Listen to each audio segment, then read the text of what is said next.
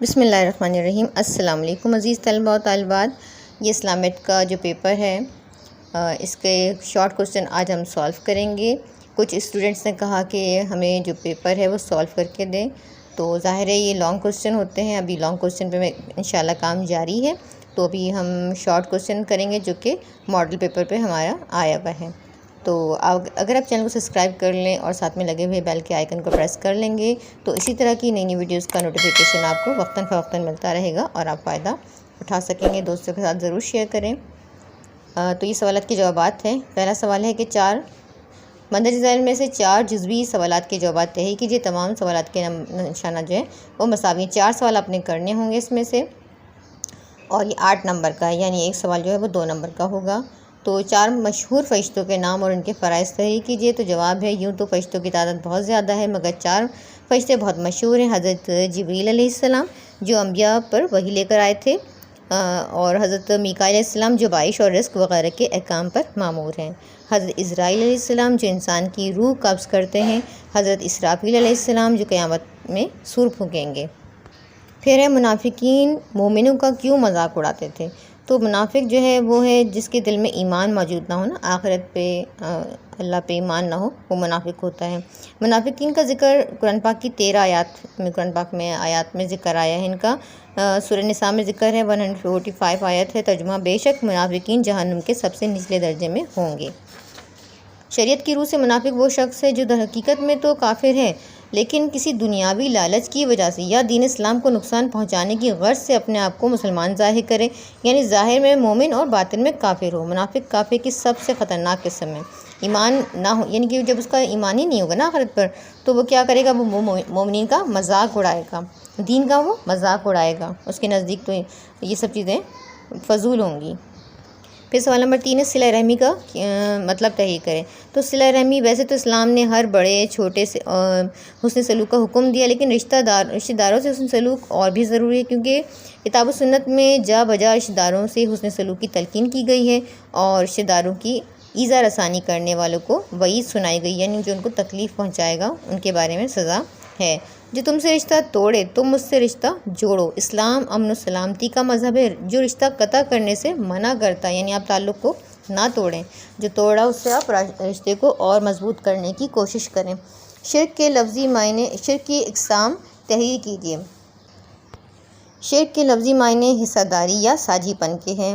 شرک کی 3 قسمیں ہیں، ذات میں شرک، صفات میں شرک، عبادت میں، صفات کے تقاضوں میں شرک۔ پھر ہے، نبی اکرم خاتم النبیین صلی اللہ علیہ وآلہ وسلم بچوں کے لیے کس طرح رحمت ہیں؟ تو جواب ہے اس کا، بچوں سے ہمارے پیارے نبی صلی اللہ علیہ وآلہ وسلم بہت محبت کرتے تھے۔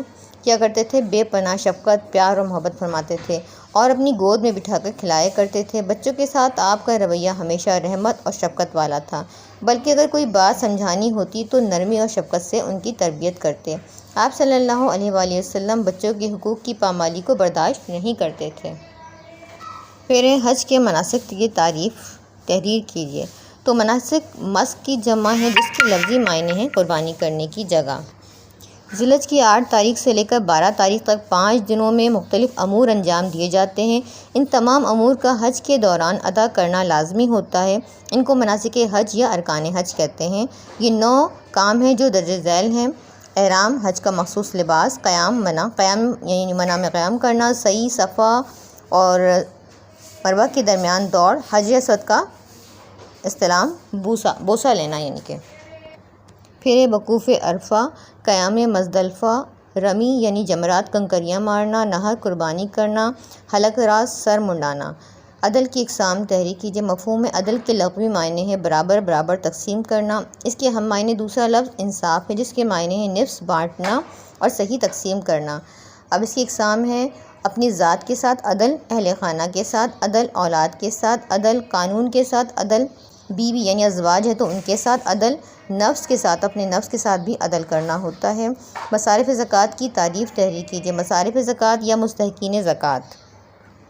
اب مصارف زکوٰۃ یا مستحقین زکوٰۃ، اب یہ آپ نے دیکھی ہوگی، میں نے کچھ جگہ پہ ہیڈنگز لگائی ہیں، یہاں جیسے عدل کی مفہوم کی چھوٹی سی ہیڈنگ لگا دی ہے۔ اس طرح آپ کا جو چیک کر ہے وہ آپ کو نمبر آسانی سے آپ کو دے سکے گا اور آپ آسانی سے نمبر گین کر سکتے ہیں۔ تو یہاں پہ میں نے ایک ہیڈنگ لگا دی مصارف زکوٰۃ یا مستحقین زکوٰۃ کی، اور اس کی جو پریزنٹیشن ہے کس طرح بنائیں گے یہ بھی میرے چینل پہ موجود ہے، آپ وہاں سے دیکھ سکتے ہیں۔ اس کا آنسر ہے کہ یہ وہ لوگ ہیں جن کی زکوٰۃ کے مصارف خود اللہ تعالیٰ نے متعین کر دیے ہیں۔ اللہ تعالیٰ ارشاد فرماتا ہے صدقات فی الحقیقت فقراء و مسکین کے لیے ہیں۔ مصارف زکوٰۃ 8 ہیں، فقراء، نمبر 2 ہے مساکین، نمبر 3 ہے عاملین زکوٰۃ، نمبر 4 ہے مؤلفۃ القلوب، نمبر 5 گردنیں چھڑانے کے لیے، نمبر 6 قرض اتارنے کے لیے، نمبر 7 فی سبیل اللہ، نمبر 8 ابن السبیل یعنی مسافر۔ تو یہ ہمارے مختصر سوالات کے جوابات ہو گئے۔ انشاءاللہ جو بڑی کوسچن ہیں میں پوری کوشش کروں گی میں ان کی بھی ویڈیوز اپلوڈ کر سکوں۔ آپ کو پتہ ہے بڑی جو کوسچن ہیں ان کو بنانے میں ٹائم لگتا ہے۔ تو آپ کو ویڈیو اچھی لگی ہو تو اچھا سا پیارا سا کامنٹ کریں، اپنے دوستوں کے ساتھ شیئر کرنا بالکل نہ بھولیے گا، سبسکرائب کر لیں گے تو آپ کو اسی طرح کی ویڈیوز وقتاً فوقتاً ملتی رہیں گی۔